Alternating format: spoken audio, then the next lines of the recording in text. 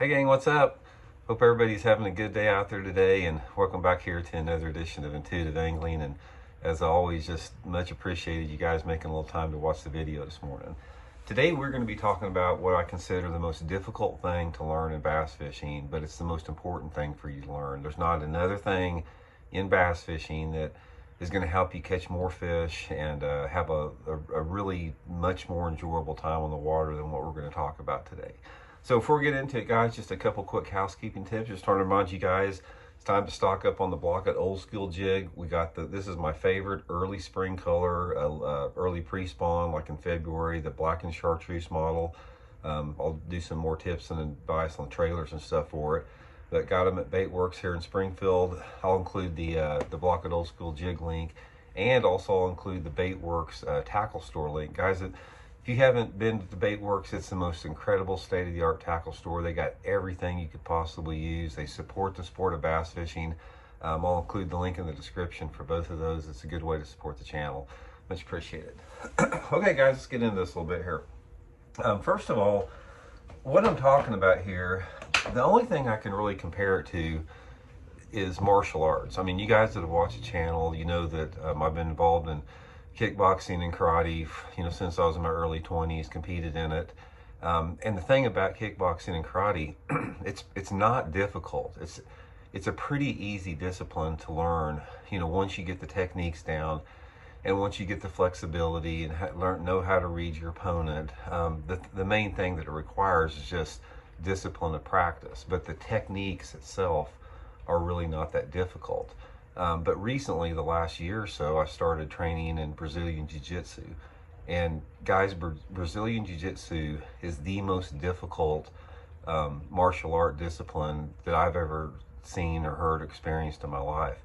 It's extremely technical. It's extremely frustrating at times. It's very, very slow to learn.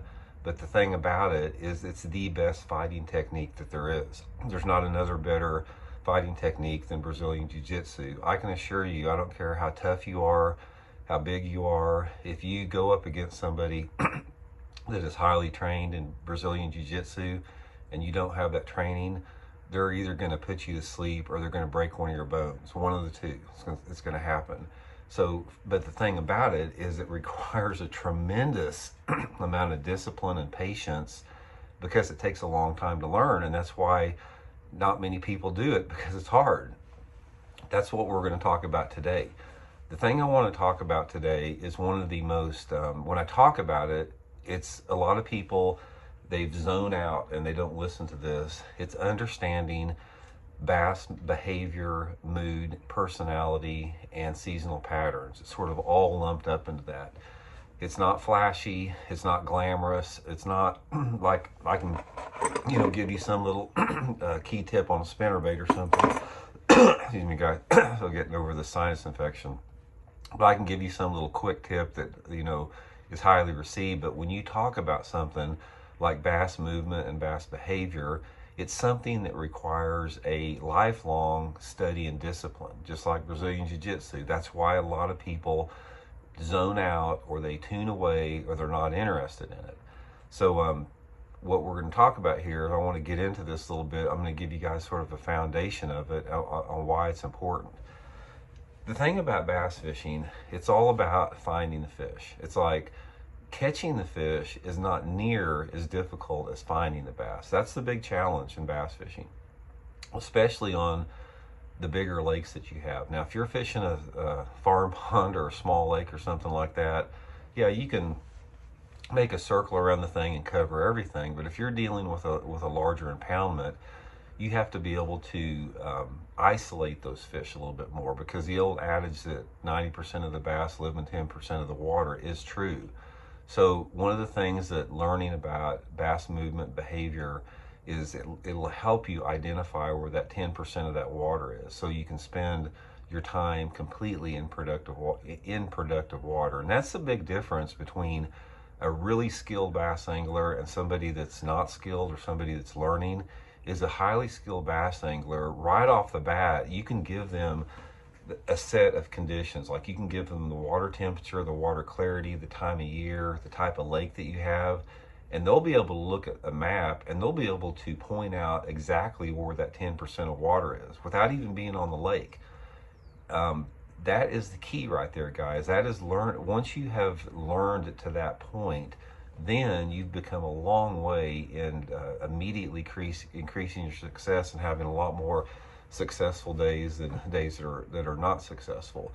But this is something that requires a knowledge of seasonal patterns. And we've done a lot of videos on seasonal patterns, and we'll do some more. But one of the things, I can't, that'd be an hour-long talk here talking about seasonal patterns. But one of the things that I'm going to highly suggest is that you really research here on YouTube or whatever, things that give you tips and advice on seasonal patterns. You need to understand how bass move in all 4 seasons of the year. You need to understand how bass react to water clarity changes and water temperature changes, how they use different types of cover at certain times of the year. Get that foundation, and it's something you don't just learn this and stop. This is something that it's throughout your entire life. I still learn, everybody does about it. But once you have a foundation of where those bass are going to be at, it's going to go a long way.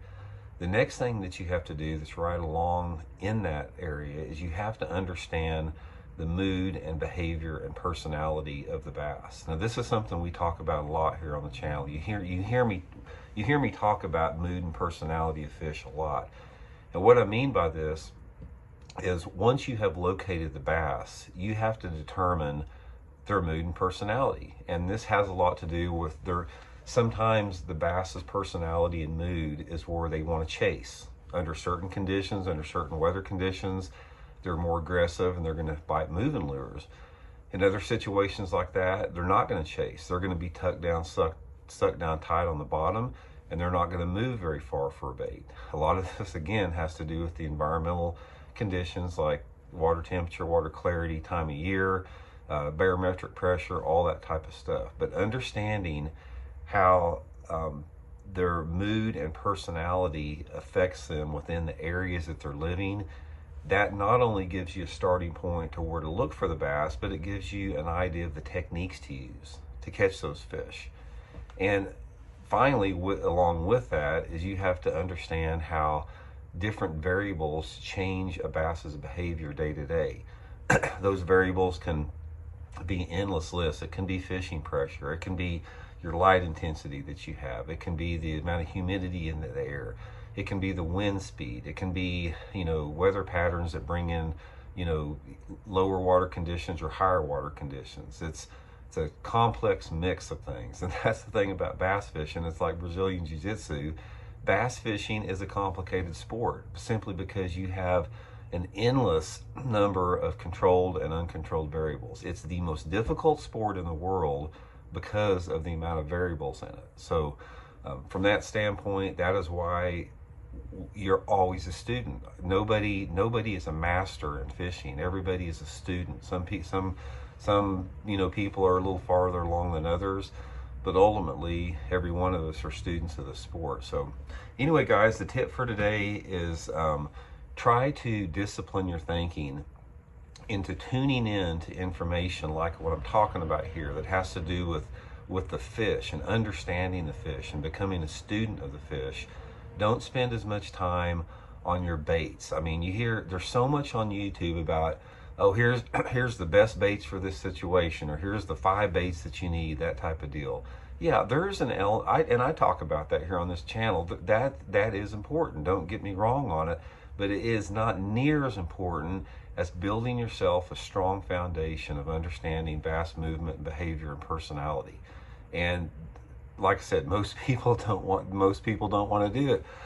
It goes back to martial arts. Most people want to take the easy route of karate and kickboxing, like lures, and not very many people want to do the hard things like jiu-jitsu and learning about bass behavior and movement. So that's the tip for today, guys. Like I said, just when you see those videos like I'm talking about that talk about the abstract things of fishing, tune into them. They're the ones that's really going to accelerate your success on the water. So thanks for tuning in, guys. Please hit that subscribe button if you haven't, and we'll talk later. See you.